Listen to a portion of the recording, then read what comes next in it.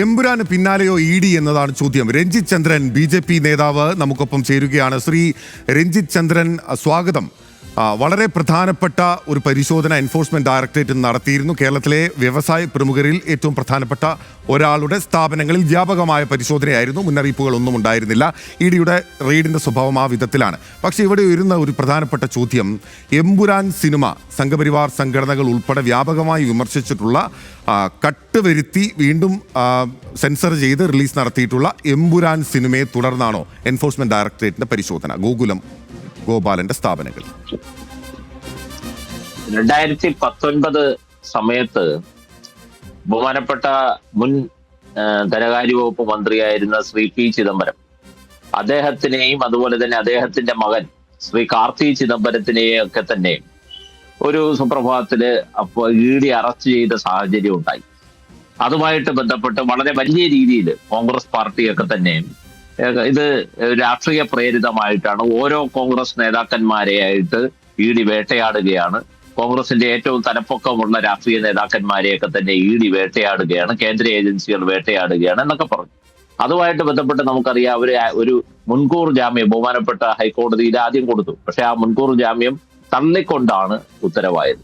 എന്നിട്ട് ബഹുമാനപ്പെട്ട സുപ്രീം കോടതിയാണ് അവർക്ക് ഭാനുമതി, വി എസ് ബൊപ്പണ്ണ, ഋഷികേഷ് റോയി അടങ്ങുന്ന ബെഞ്ചാണ് അവർക്ക് ജാമ്യം കൊടുത്തത്. അതും എത്രയോ ദിവസങ്ങള് അവര് ജയിൽവാസം അനുഷ്ഠിച്ചതിന് ശേഷമാണ് പി ചിദംബരം അടക്കമുള്ളവർക്ക് ജാമ്യം കൊടുത്തത്. അതുകൊണ്ട് ഈ ഇ ഡി കേസൊന്നും എന്തായാലും ശ്രീ പി ചിദംബരത്തിനെ പോലെ ഉന്നതനായിട്ടുള്ള ഒരു കോൺഗ്രസ് നേതാവോ ഉന്നതനായിട്ടുള്ള ഒരു നേതാവോ ഒന്നും അല്ലല്ലോ ശ്രീ ഗോകുലം ഗോപാലൻ. അദ്ദേഹം വളരെ കാലമായിട്ട് ഇവിടെ ചിട്ടിക്കമ്പനി നടത്തിക്കൊണ്ടിരിക്കുന്നതാണ്. വളരെ കാലമായിട്ട് ചിട്ടിക്കമ്പനി നടത്തിക്കൊണ്ടിരിക്കുന്ന ആളാണ്. ഇപ്പോ വളരെ റീസെന്റ് ആയിട്ട് അദ്ദേഹം സിനിമാ നിർമ്മാണത്തിലും ഒക്കെ തന്നെ അദ്ദേഹത്തിന്റെ കമ്പനികൾ കടന്നിട്ടുണ്ട്. അദ്ദേഹത്തിന് ബാർ വ്യവസായമുണ്ട്, അദ്ദേഹത്തിന് ഹോട്ടൽ വ്യവസായമുണ്ട്. ഇങ്ങനെ പലതരത്തിലുള്ള വ്യവസായം അദ്ദേഹം സമൂഹത്തിൽ നടത്തുന്ന ഒരു വ്യക്തിയാണ്.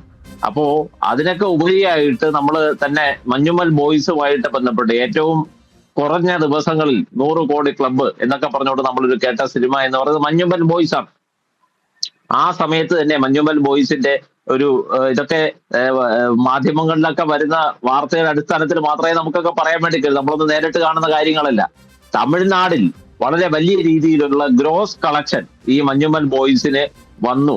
ആ തമിഴ്നാടിൽ വലിയ രീതിയിലുള്ള ഗ്രോസ് കളക്ഷൻ വന്നുവെന്നും, പക്ഷേ ആ തമിഴ്നാട്ടിൽ ഉള്ള തിയേറ്ററുകളിലൊക്കെ തന്നെ വളരെ ഒരു മലയാള സിനിമയില്ലേ, നമ്മുടെ തമിഴ്നാട്ടിലെ വിജയുടെ സിനിമയോ അല്ലെങ്കിൽ ശ്രീ രജനീകാന്തിന്റെ സിനിമയോ അല്ലെ അങ്ങ് വിക്രമിന്റെ സിനിമയോ സൂര്യയുടെ സിനിമയോ ഒക്കെ തന്നെ കേരളത്തിൽ ഓടും പോലെ മലയാള സിനിമ അങ്ങനെ തമിഴ്നാട്ടിൽ ഓടാറില്ല.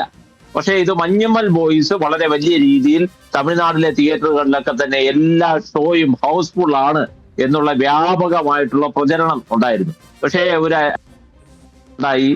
കാരണം ഇത് അവിടെ തമിഴ്നാട്ടിലുള്ളൊരു വാർത്തയാണ്.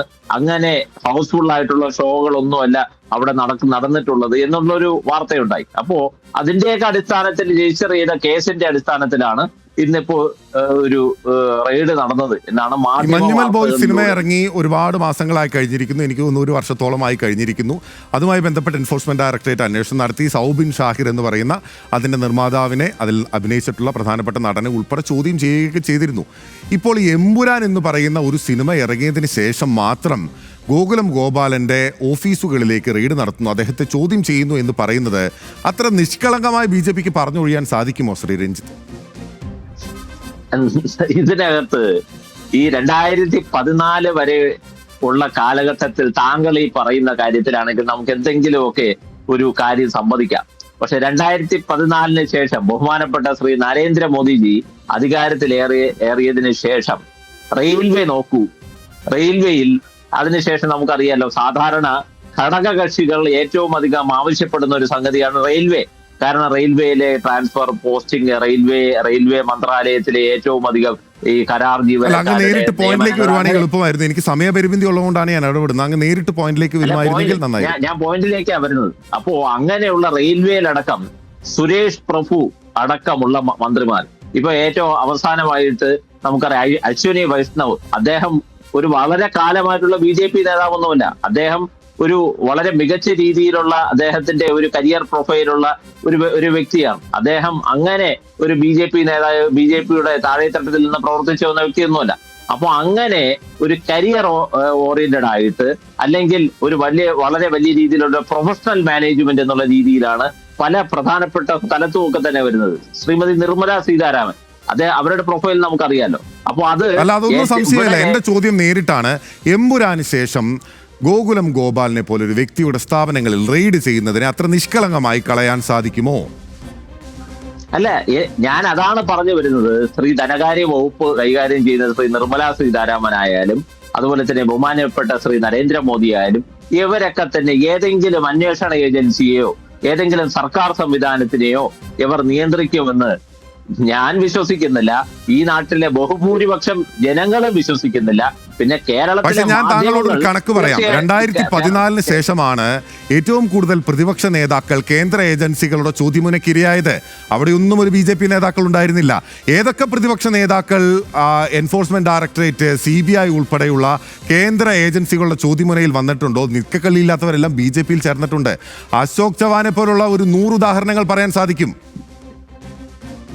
അല്ല, ഞാൻ അതാണ് പറഞ്ഞത്. ഞാൻ ഇതിന്റെയൊക്കെ ഏറ്റവും മൗലികമായിട്ടുള്ള ഉദാഹരണമല്ലേ ഞാൻ പറഞ്ഞത്.